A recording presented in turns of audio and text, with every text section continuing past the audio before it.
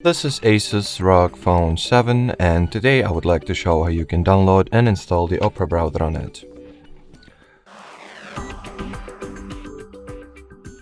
So to start, you will need to make sure that your smartphone is connected to Wi-Fi, then launch the Google Play Store, sign into your Google account if you haven't already, then at the search bar input the Opera query.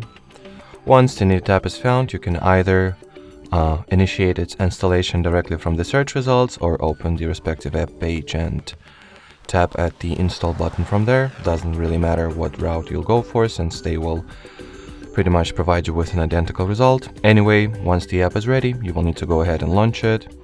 In here, while opening Opera for the first time, it is required that you perform a little setup procedure. So firstly, decide if you would like to enable notifications for Opera, or you can just skip this step.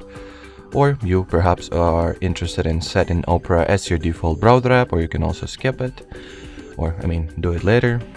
And at this final page, you can either customize the data collection preferences or simply allow everything that Opera asks for and start using the browser. Alrighty, so that will be it for this video. Thanks for watching, thanks for your attention, and bye bye.